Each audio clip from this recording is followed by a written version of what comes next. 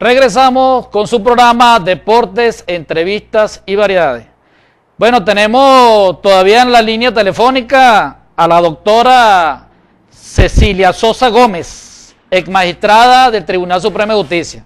Y nos está hablando del precio justo y de las nuevas medidas económicas implantadas por el gobierno nacional. Doctora, una preguntita aquí para los televidentes. Un mensajito que me mandaron aquí diciéndome, ¿cuáles serían las consecuencias que le ocasionarían a las empresas pequeñas, medianas y grandes a no seguir el cumplimiento de la ley de costos y precios justos? Bueno, la cantidad de delitos que están establecidos en la ley de precios justos con años de entre 8 y 12 años de cárcel es una cosa verdaderamente impresionante. Aparte, por supuesto, de todo lo que tiene que ver con las sanciones de naturaleza administrativa, el pago de multas que son verdaderamente, yo diría, casi impagables para pequeños y medianas empresas. De manera que por eso yo hablaba de que esta ley desconoce, abandona al consumidor, que no es el destinatario en definitiva de la ley de precios justos, y se concentra verdaderamente ahora más que todo en la invocación de delitos penales que están consagrados en esa ley, fundamentalmente el tema del boicot. También otras leyes con otras sanciones como el acaparamiento, de manera que verdaderamente es algo muy fuerte para seguir, digamos, y cumplir, casi presionar el cumplimiento de esta ley. Ahora, está pasando algo que también es interesante destacar. De repente la empresa pequeña o mediana está cumpliendo con la ley, pero si tiene un stock que el gobierno considera o un número de productos que el gobierno considera está reteniendo en ese establecimiento, le puede suceder, bueno, como le sucedió a las empresas Día a Día o como le sucedió a Farmatodo, en que se produce verdaderamente una intervención, inclusive en el caso de Día a Día se produjo una sustitución, el comiso de todos los productos. Es decir, hay un elemento político aquí que no se puede medir en la aplicación de la ley, y es un poco hacer ver a la ciudadanía pues que el gobierno está sufriendo las consecuencias de una guerra económica, que es como la llama el gobierno.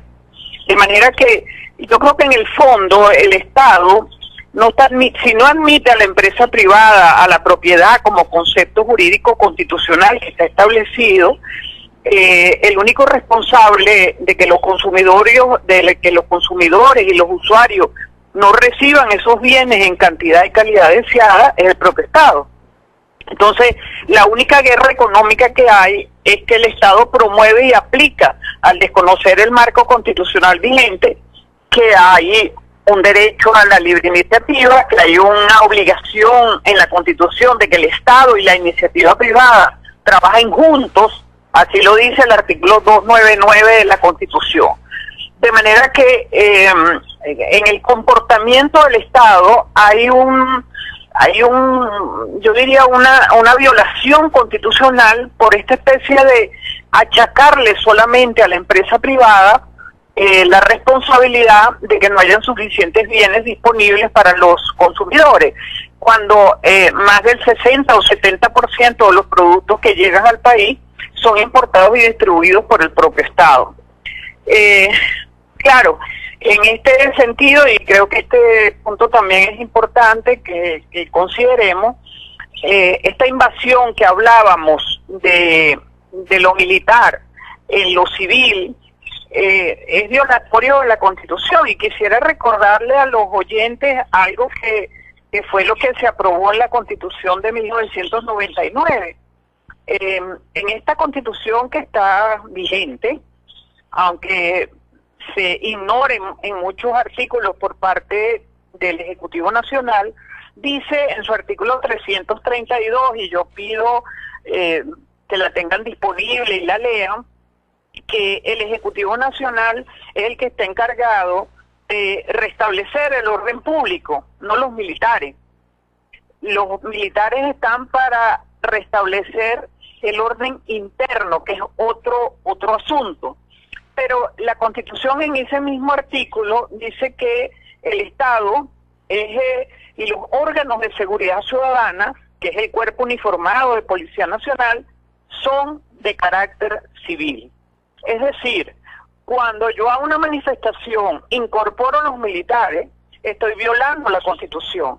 Cuando yo en una manifestación no solamente incorporo militares, sino además los habilito para inclusive disparar, como es la resolución que dictó el ministro general Padrino López, estoy violando la Constitución. Entonces, yo no sé, yo creo que los venezolanos como que nos llegó el momento de decir, bueno, o vivimos de acuerdo a la Constitución, o vivimos de acuerdo a un gobierno que no le hace caso.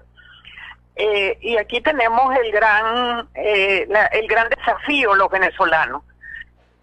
O asumimos el código de conducta de la Constitución, nuestro código de vida, porque eso no es un tema solamente para los abogados, es un tema para cada ciudadano.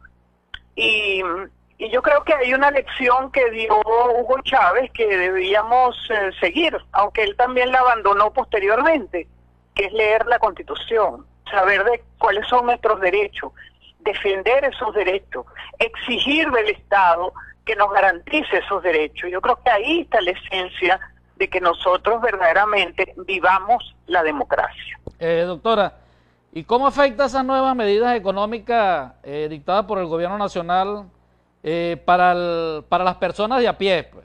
Para las personas que vivimos de día a día, que lo que contamos con un salario mínimo y de verdad que eso no nos alcanza, pues? Bueno, creo que no están siendo consideradas.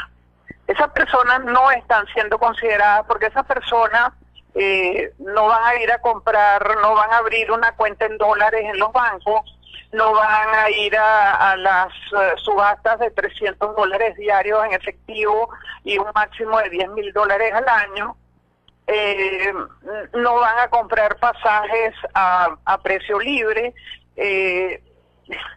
Lo que quiero decir con esto es que el venezolano de a pie, incluyendo la clase media, yo no solamente creo, hoy en día una persona que tiene un salario mínimo es clase media, pero es una clase media empobrecida, absolutamente. Un obrero de la construcción es perfectamente una familia de clase media, pero esa familia hoy no está siendo atendida por el gobierno, salvo que vaya a los mercados abiertos, eso que llaman los mercados abiertos. Pero la inflación, que es el punto que debe regular y tomar en las manos el gobierno, cómo parar la inflación, cómo hacer que los precios de los productos todos los días no aumenten en un 30, en un 40% subieron los pasajes, amigo. Sí. Al 40%. ¿Sabes lo que significa con un salario mínimo? O sea, que ese 15% que se aumentó se hizo salir agua. Entonces, el tema que está aquí es que el gobierno no quiere asumir las medidas económicas que verdaderamente, aun cuando en una primera etapa sean muy fuertes para todos, nos saquen a la productividad y a la mejora económica y social de todo el mundo. No quiere tomar esas medidas porque tiene un costo político. Fíjate todas las vueltas que ha dado para subir la gasolina. Hoy, si sube la gasolina, ¿te imaginas que el salario mínimo de una persona para echarle gasolina a su moto o a su carro le va a incrementar el gasto de una manera muy considerable? Entonces, de alguna manera, el costo de la gasolina, que es risible, eso es verdad, termina siendo una redistribución del ingreso y termina siendo lo único barato que hay en este país. Sí. Entonces, con la inflación que tenemos, me aumentan el costo de la gasolina para el Estado tener más plata ¿para qué? Ese es yo quisiera que el gobierno explicara qué va a hacer con el dinero de la gasolina para precisamente controlar el tema de la inflación, que es lo que nos está comiendo el salario mínimo en el caso de la persona que tiene eso, porque el número de personas que están sin trabajo, ¿te imaginas la situación dramática en que se encuentra? Sí, sí.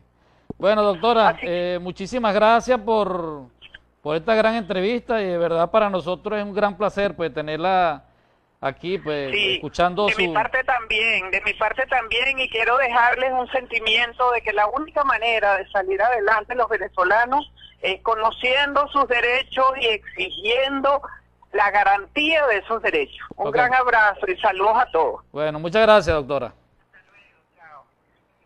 Bueno, escuchamos a la doctora Cecilia Sosa Gómez, ex magistrada del Tribunal Supremo de Justicia.